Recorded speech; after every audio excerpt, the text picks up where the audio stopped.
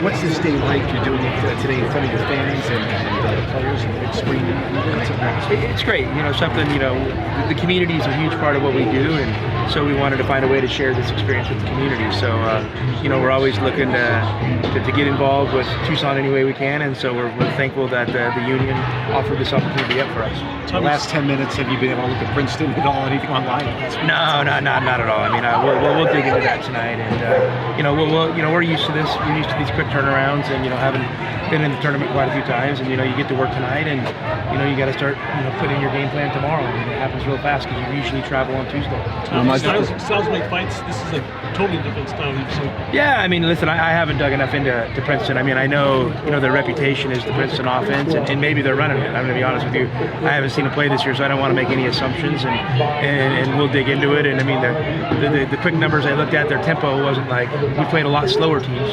That they play a lot slower than these guys. So so we'll figure it out. I mean, I look forward to digging into it tonight. How much does region matter to you? Not in the West, but well, I mean, listen, it's hard. There's only so many spots, and someone's always going to get bumped. And sometimes you earn a 2 seed, but you're kind of jammed up with some other teams right in your way, and you might be seeded to a little higher in one team, but it makes more sense to ship you out. It's just how it happens. So it's a process that it's beyond me, and I have no complaints about it. And for this group of guys to earn a 2 seed, says a lot about them and what they did this season. And we look forward to getting on the court Thursday and proving that we belong. Did you think specifically with UCLA, though, beating them last night, maybe slip ahead of them and stay in the West?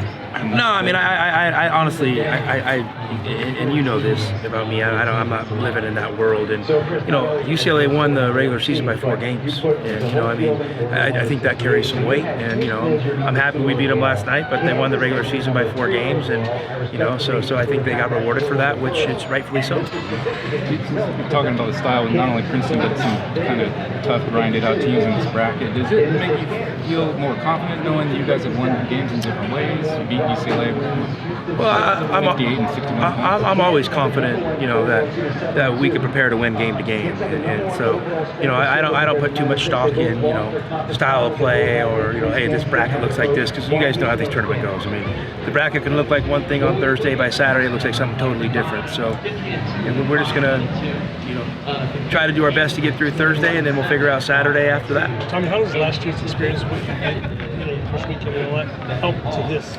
Well, I mean, I think it's important. I mean, I know it's important for me just to get the rhythm of, I was used, at Gonzaga all those years, your championship game was on Tuesday. And so you basically had like 5 days, before you found out where you're playing. And here, obviously, it was 18 hours ago or 16 hours ago, whatever it was, or less than that, that we finished up on the court and then got back home really late. So, I think that I'm a little more comfortable with the rhythm of that and getting your team prepared. But, that's the rhythm we have in the Pac-12 all season is, you play Saturday night usually, and then your next game is Thursday. So, I think it keeps us on the same schedule we've been on for the last couple months. Last year, it was the first time for a lot of these guys being in the tournament. Knowing the routine now, is there an advantage to? Well, always. I think anytime you have familiarity with something, you're going to be more comfortable the second time around. So yeah, I mean, I think even going to the Pac-12 tournament this year, I think we were a little more comfortable of what that entailed. So yeah, I mean, I think this group's ready to go, and I'm sure they'll be excited to practice tomorrow and start putting in a game plan. What do you think about being in a region with a couple teams that you beat previously this year? I mean, yeah, I'd have to look at the bracket. I mean, I've already forgotten, like who else. I mean, I know. I'm pretty sure I know the 4 teams in our bracket. I know the first team for sure, and so. But beyond that, I would have to look and dig a little bit deeper. You've learned, a lot about offense on basketball. Do you have any familiarity with the Princeton offense? For sure. I mean, yeah. I mean, the Princeton offense is a staple in college basketball. I mean, there's lots of teams that are doing variations of it, and I don't know. Like I said, I don't know if Princeton's running the Princeton offense. So I mean, I'll have to see. I mean, my eyes are going to tell me that. I'm not just going to assume something Jason Shear found on Twitter that to be their offense. I wondered in coaching circles, though, at least, if they still running peak real stuff. I mean, you guys talked about that. I mean, listen, there's 365 Division I teams, so we don't have enough time to sit around and split hairs on who's running what. What you do is you find out who you're playing.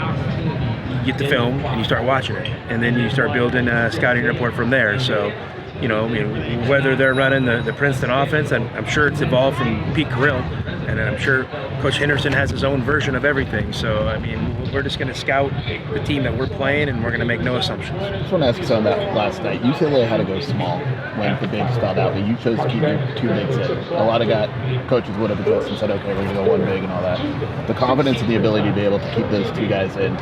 Well, they're 2 first-team all-conference players, you know, and you know, I don't want another team's, you know, subbing to impact what we're going to do.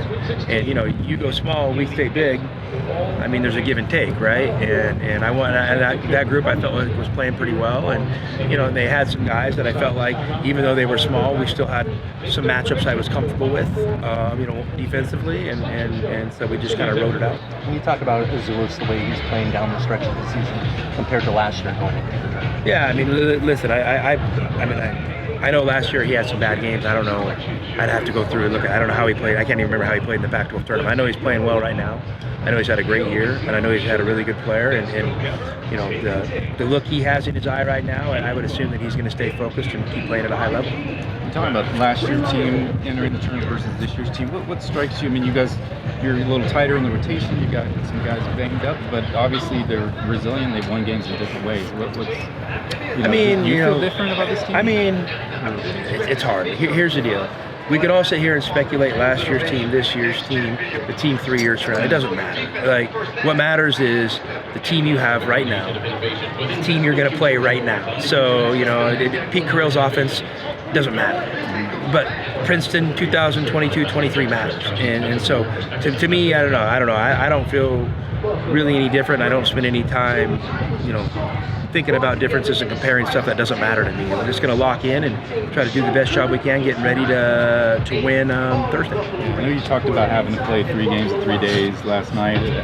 What's your thoughts on going through this with a tight rotation and guys with Umar and Kerr that have had a lot to do with, pretty banged up at this point? Well, I think everybody's probably banged up this time of year. So, you know, we have an amazing training staff, and I didn't acknowledge him yesterday. I had just, you know, I mean, a lot of things going on at the end of that game, but our training staff has done an amazing job. You know, led by Justin Kokoski and, you know, Chris Rounds in strength and conditioning, and our team of doctors have done an amazing job, you know, getting these guys ready to play and helping them play at a high level. So we're just going to continue attacking like that. We have first class, you know, training staff, medical staff at Arizona, and you know, it's really, I mean, it's world class stuff. So we're just going to keep riding that out. Yeah. Well, Umar says he's going to be there. I mean, he's confident he's going to be fine. I mean, do you feel like you can count on the same Umar even if he's wrapped up? As far as I know now, I mean, I told Umar, yeah, I mean, you know, if you got something to give us, you feel like you can help us out, you know, help us out. If not, you know, I mean, that's fine too. I mean, I understand how this goes, but Umar's a warrior, and he's a high character guy, and he's tough, and you know, he always puts the team first. So yeah, he'll be good to go. Because I was wondering, you didn't play him the last, I think it was 7 minutes in the first half, but went with him a lot in the second half. Well, he had foul problems. He had fouls. Okay. He had 2 fouls. It was nothing more than that. And 2 fouls, and the game was close. And you know, I was like, you know, hey, I didn't want a chance of him picking up his 3rd foul. There was nothing more than that. What does it do for the rest of the team? Some guys like Umar and Kerr kind of played through these nagging injuries and just showing. Well, I mean, listen, I'm sure everybody has nagging injuries. I mean, it's just that time of year, and so, you know, we have a tough, resilient group, and you know, and I'm sure most other teams in the tournament are in the same boat as we're in. So, yeah, I mean, I think our guys love each other and love playing for each other, and if they have to endure a little bit of pain to do that, I think they're willing to do that. What was that deal with Kerr? Got hit in the hand. Looked like Justin was. I have no idea.